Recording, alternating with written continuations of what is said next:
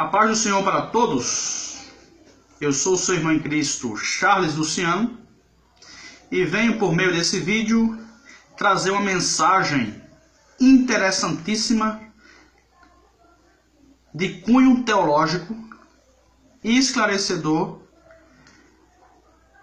tema que é discutido por muitas pessoas, muitos sem fundamentos, mas eu quero nessa tarde tratar a respeito de uma temática fundamentada apenas e tão somente pela Bíblia Sagrada. O tema da minha mensagem nessa tarde é o seguinte: a verdade sobre o inferno. Sobre o inferno, irmão Charles? A verdade sobre o inferno. Você já escutou muitas coisas a respeito desse assunto, muitas delas sem procedência e tantas outras com procedência. Para alguns você deu crédito, para outros você não deu crédito. Mas eu pergunto a você, em quem você acredita? Na Bíblia ou na filosofia? Eu vi um pensamento de um teólogo certa feita, ele falou assim, que a Bíblia era a mãe das heresias. A Bíblia é a mãe das heresias. E ele, a partir de certo ponto, a partir de certo prisma, ele tem razão. O que é que ele queria dizer com isso? É que é a partir da Bíblia que se tomam e que se extraem as diversas doutrinas, os diversos pensamentos heréticos. Por isso que ela é a mãe das heresias. Se pega um texto isolado e se diz, não, esse é o meu fundamento. Pega um texto aqui, acolá, junta e faz uma doutrina. É assim com os pensamentos. Isso é chamado de exegese, que é o pensamento que não se coaduna com as regras da hermenêutica da exegese. Toma aleatoriamente e fundamenta a sua opinião a partir de textos isolados. Mas eu quero extrair textos fundamentados, mais de um, são dezenas de versículos. Eu quero partir do princípio de vários versículos, principalmente as palavras de Jesus, para fundamentar o pensamento acerca dessa temática. A verdade sobre o inferno. Quero tomar como base Salmo capítulo de número 9, versículo de número 17. Algumas pessoas não gostam de chamar Salmo de capítulo, mas se você chama Salmo de livro, obviamente você chamará também os números de capítulo, porque livro tem capítulo. Por isso que eu chamo Salmo capítulo 9, porque Salmo aqui, a partir do momento que o Salmo deixou de ser inário de Israel e passou a integrar o cânon sagrado e constar em 66 livros, ele já não é um inário, ele é agora livro. Então eu chamo Salmo de livro. É por isso que eu chamo Salmo de livro. Salmo capítulo 9 e chamo de capítulo. Capítulo 9, versículo 17. Os ímpios serão lançados no inferno e todas as nações que se esquecem de Deus. Ponto final. Quem foi que escreveu isso aqui? Quem foi que escreveu? Salmista Davi. Davi escreveu pelo menos, de que se tem notícia, 73 salmos. Quase a metade do livro sapiencial, poético, foi composto por Davi. 73 salmos. Ele compõe esse, e bem quase no final ele diz isso: os ímpios serão lançados no inferno e todas as nações que se esquecem de Deus. Agora eu pergunto a você, por que somente os ímpios e os que se esquecem de Deus serão lançados no inferno? Eis a questão. Mais para frente a gente vai saber por que somente os ímpios e os que se esquecem de Deus irão para o inferno. Existem pelo menos 5 pensamentos antibíblicos sobre essa temática, sobre o inferno. O primeiro pensamento é o seguinte: existe essa frase que o povo diz assim: o inferno, olha meu irmão, o inferno é aqui mesmo.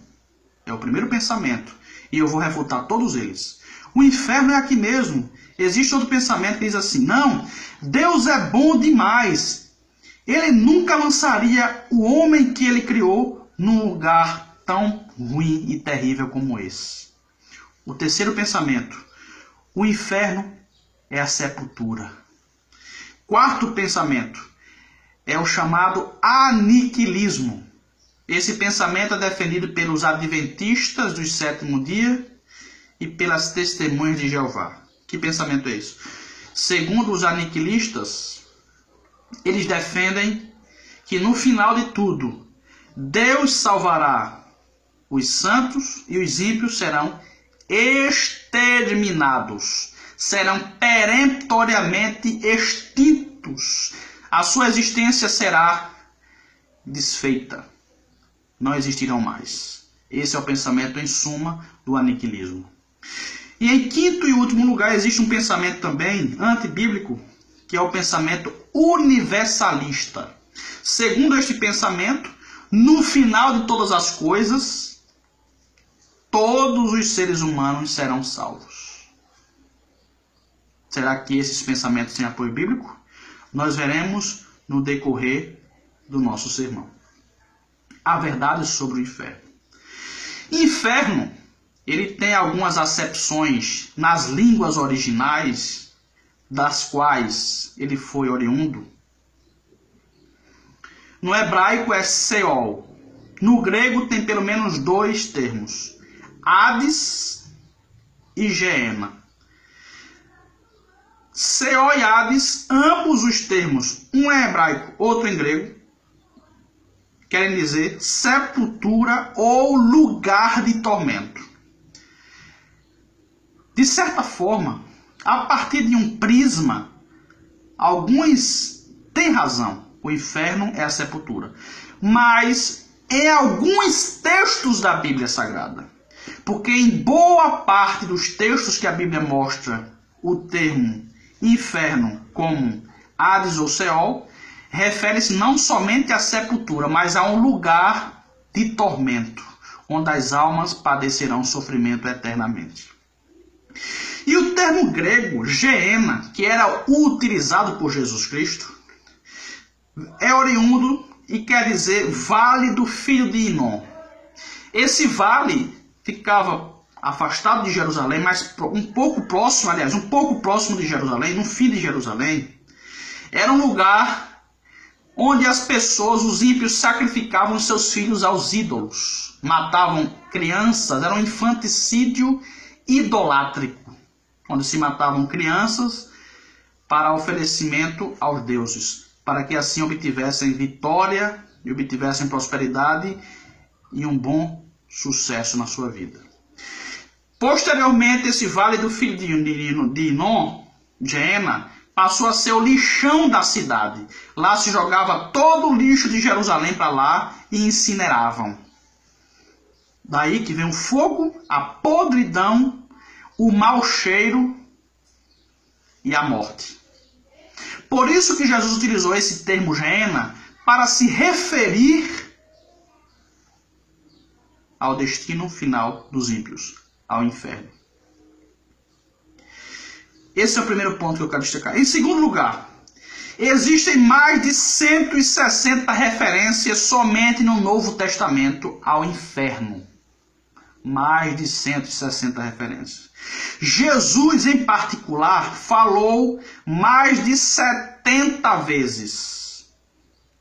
E uma coisa intrigante é que Jesus falou mais no inferno do que no céu, do que no porvir, do que no reino de Deus. Ele citou a palavra inferno nas suas diversas acepções, nos seus diversos significados, mais do que falou no céu. Falou mais no inferno do que no céu. É interessante. Em terceiro lugar, todas as religiões do mundo, sem exceção nenhuma, todas acreditam num lugar de tormento para as pessoas ímpias, para as pessoas más, para as pessoas que não seguem regras pré-estabelecidas. Todas as religiões. Por quê? O que é que acontece com as religiões que acreditam nisso? Umas têm fundamento em outros livros E nós cristãos protestantes acreditamos baseados na Bíblia Sagrada, no cânon sagrado. Onde se situa biblicamente esse lugar chamado inferno? Efésios capítulo 4, versículo 9, tem a resposta. Diz assim: ora, isto, ele subiu, referindo-se a Jesus, que é senão que também antes tinha descido às partes mais baixas da terra, descido às partes mais baixas da terra. Quando ele morreu, ele foi no inferno. Provérbios, capítulo 15, versículo 24, está escrito assim: para o sábio, o caminho da vida é para cima, para que ele se desvie do inferno que está embaixo. Logo, a partir dessas duas referências e outras, não vou citar por conta do tempo, mas estas são suficientes. O inferno fica na parte inferior da terra. Agora, faz-se necessário perguntar a essa altura do sermão: quem irá para o inferno? Será que a Bíblia dá alguma dica de quem irá para o inferno? Se você abrir a Bíblia, ela mostrará exatamente isso. Em Apocalipse capítulo 21, versículo 8, está escrito o seguinte: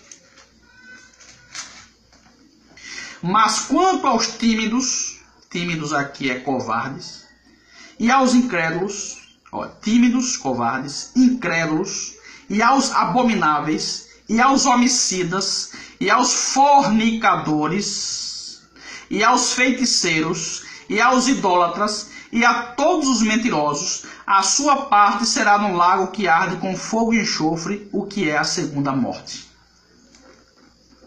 Está determinado aqui. Essas pessoas não irão morar com Jesus Cristo na glória, antes irão para o fogo que arde com enxofre. 1 Coríntios capítulo 6, versículo 9, está escrito assim. 1 Coríntios capítulo 6, versículo 9 em diante. Não sabeis que os injustos não hão de herdar o reino de Deus? Não erreis, nem os devassos, aqueles que são dados a práticas sexuais antes do casamento e libidinosas, nem aos idólatras, nem aos adúlteros, isso quando eles não se arrependem, né? Porque quando se arrependem tem perdão de Deus. Isso aqui é para quem não morre sem se arrepender, antes que tenha tempo.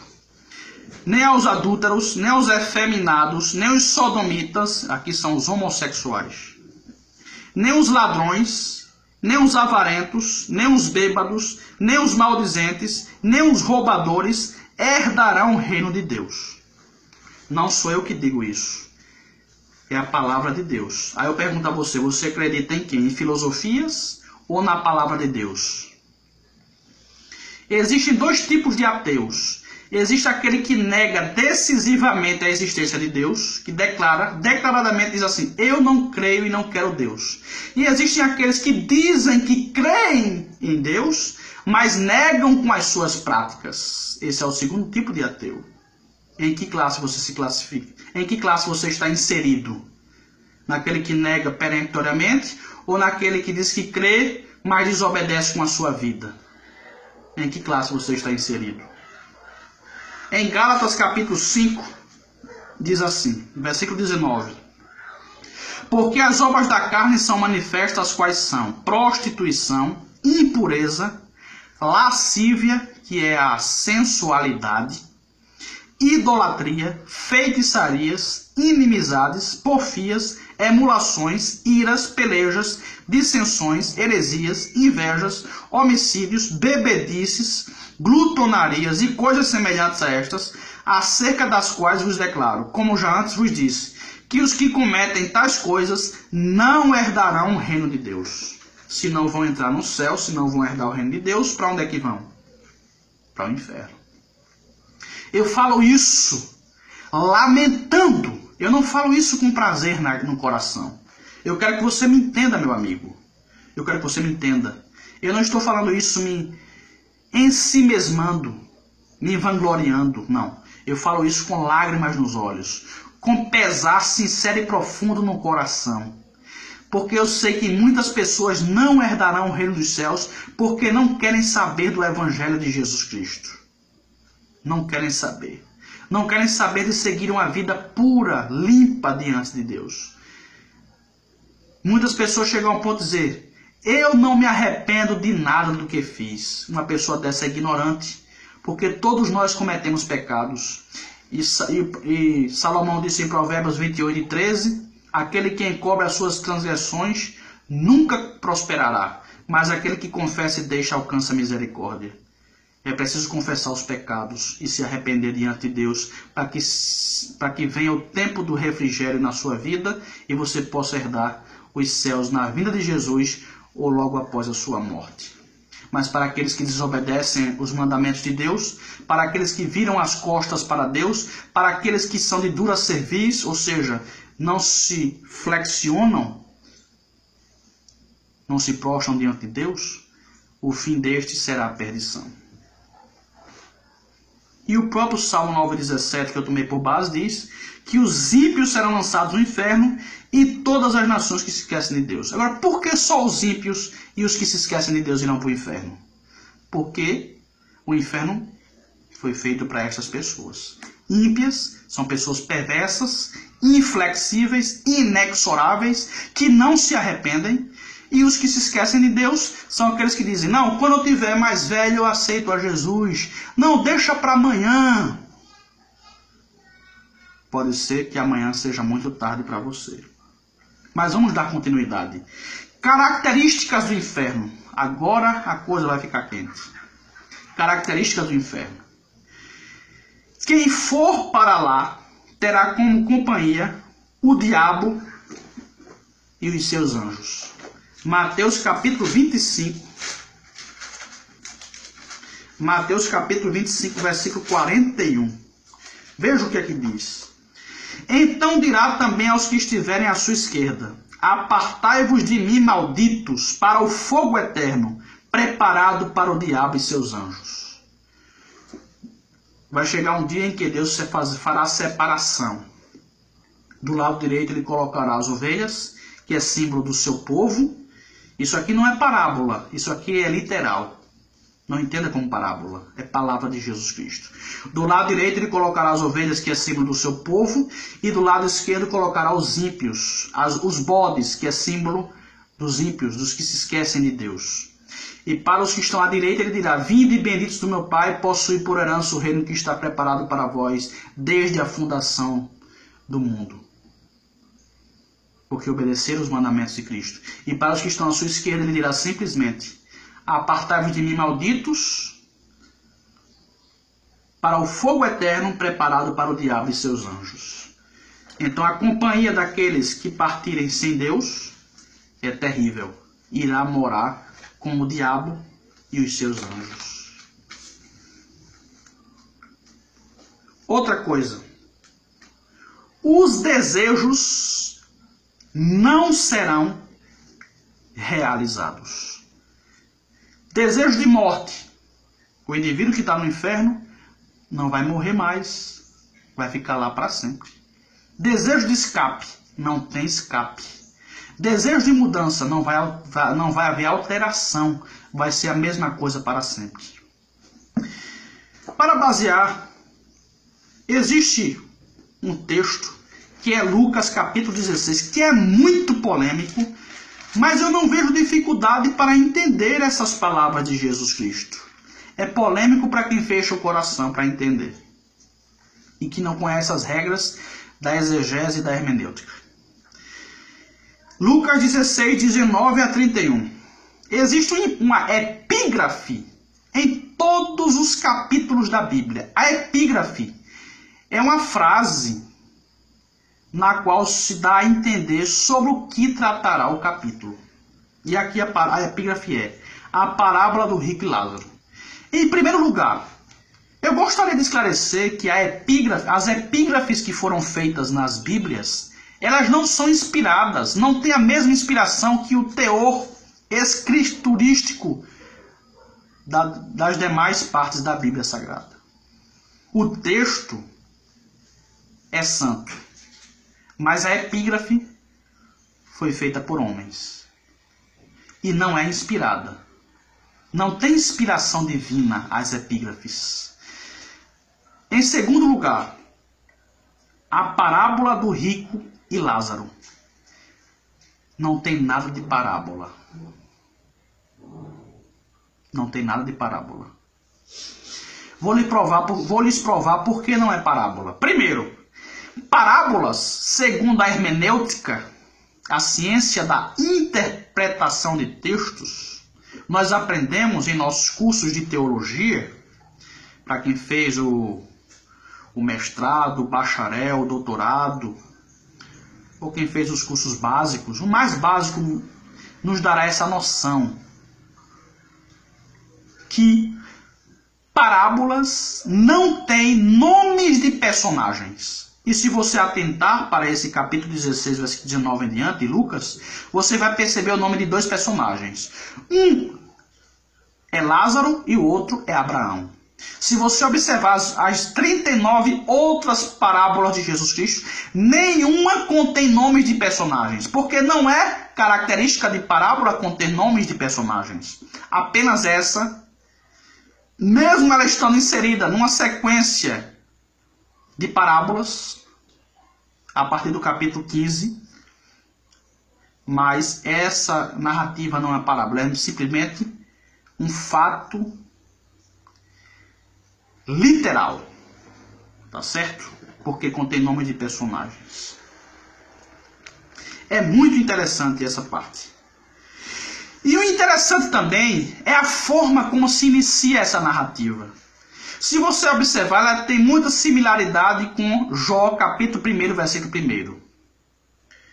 Jó 1 diz assim: havia um homem na terra de Uz, cujo nome era Jó. Havia um homem. E lá não é parábola, é narrativa real. Não é fictício, é literal. E se você observar em Lucas 16:9, não é parábola, não é fictício, e inicia como uma narrativa qualquer de fato literal. Havia um homem rico. Ora, havia um homem rico. Jesus não estava falando alegoricamente, era real. E se você observar nessa narrativa de Lucas 16, já deveriam ter tirado esse nome parábola, porque não é parábola, é que existem algumas coisas interessantes. No versículo 22, nos mostra dois destinos. Lázaro morreu, foi levado pelos anjos para o seio de Abraão. E o rico morreu e foi sepultado. Há dois destinos. Um foi para o Hades e o outro foi para o seio de Abraão, paraíso. Um para o lugar bom, outro para o lugar de tormento.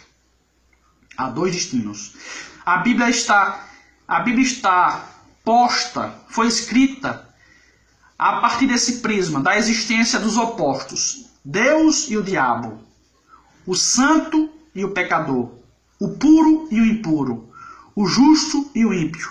O trigo e o joio. O bom e o mal. O perfeito e o imperfeito. O santo, o pecador. Foi feita a partir desse prisma. E aqui também há dois destinos. Céu e inferno. Porta estreita e porta larga. Versículo 22 mostra que teve dois destinos para ambos. O pobre não foi para o seio de Abraão, não foi para o paraíso porque era pobre. Nem o rico foi para o inferno, para o Hades, porque era rico. A questão era porque não serviam a Deus. Não atentavam para os mandamentos de Deus. No versículo 24 diz que há tormento. O rico pediu para que Abraão ordenasse que Lázaro tocasse o dedo na água e lançasse na sua língua para refrescá-la, porque ele estava em tormentos. Isso mostra tormento depois da morte para os ímpios. Versículo 26 mostra que não há mudança. Os que quiserem passar daqui para lá não poderão. E durante toda a narrativa do versículo 19 ao 31 nos mostra que há consciência depois da morte.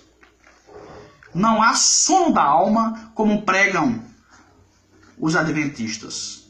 A temática não é essa. Em outra oportunidade eu poderei falar acerca desse assunto. Tá certo? Porque não há sono da alma. Há consciência. Há imortalidade da alma. Não há sono da alma durante o estado intermediário. Em terceiro lugar, existem pelo menos 4 coisas eternas no inferno. Agora eu quero falar provando biblicamente. Se é eterno, não vai ter fim. Mateus 25 e 46. Mateus 25 e 46 diz assim. Jesus que falou e é literal. Irão estes para o tormento eterno, mas os justos para a vida eterna. 2 adjetivos para destinos diferentes. Os mesmos adjetivos para destinos diferentes. O adjetivo é a palavra eterno. Há eternidade para os justos e há eternidade para os ímpios. Olha o versículo. Irão estes para o tormento eterno, ou seja, os ímpios, tormento eterno. O que é eterno é que não tem fim. É consciência pelo resto da vida sofrida sobre tormento. E os justos para a vida eterna, alegria e gozo e paz perpetuamente, para todos sempre. Outra coisa que é eterna no inferno. 2 Tessalonicenses, capítulo 1, versículo 7.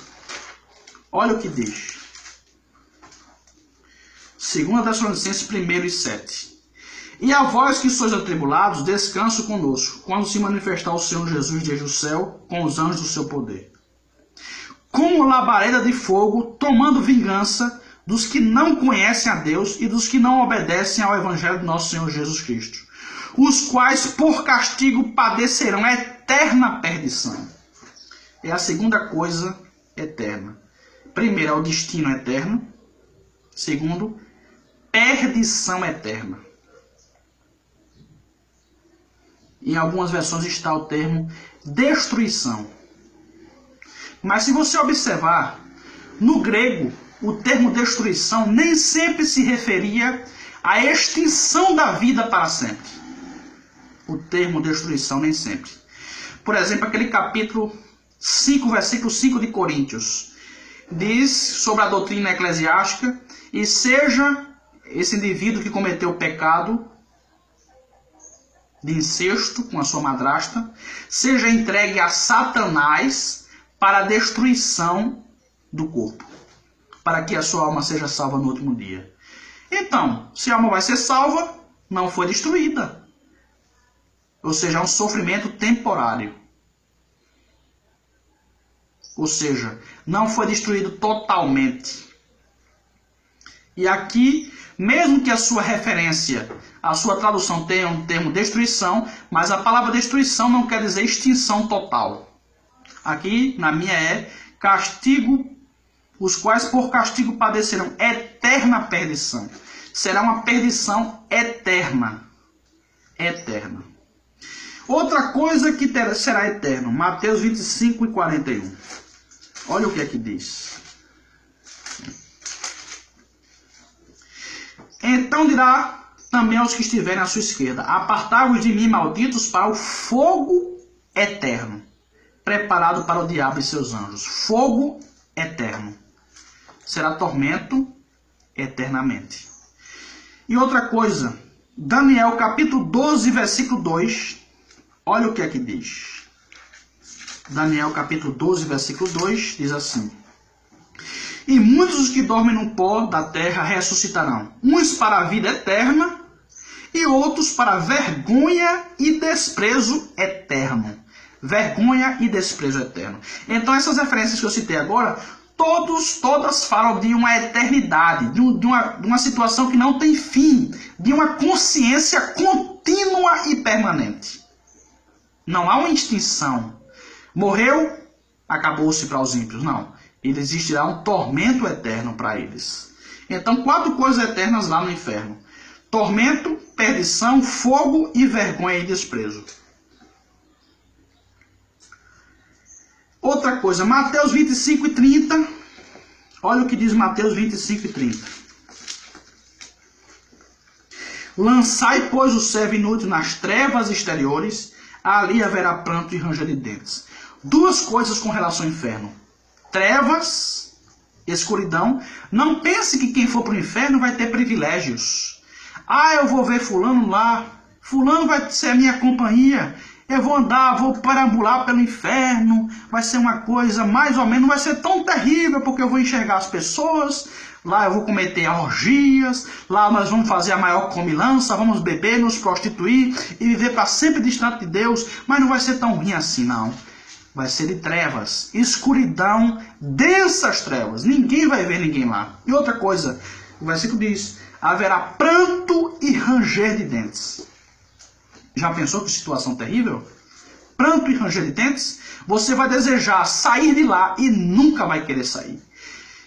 Esse sermão eu falo com muita tristeza, porque eu sei que muitas pessoas estão caminhando para o inferno. Mas eu convido você, meu amigo que me escuta nessa tarde, aceite a Jesus Cristo. Ainda há chance para você.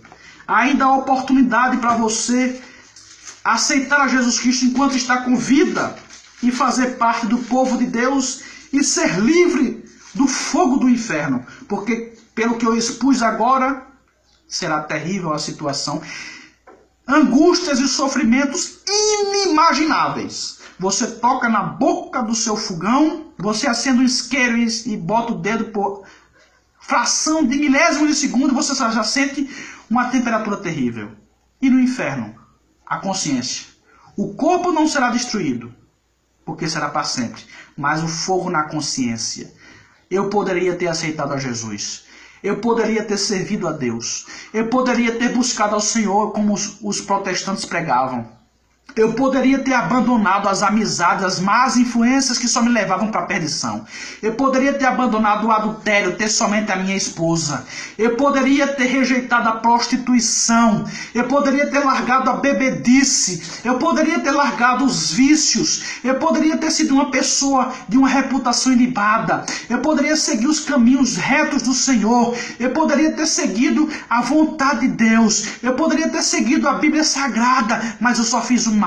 E agora eu estou sendo atormentado para sempre. Nunca mais eu sairei daqui. Meu Deus, o que será da minha vida? Clamarão os que estiverem lá.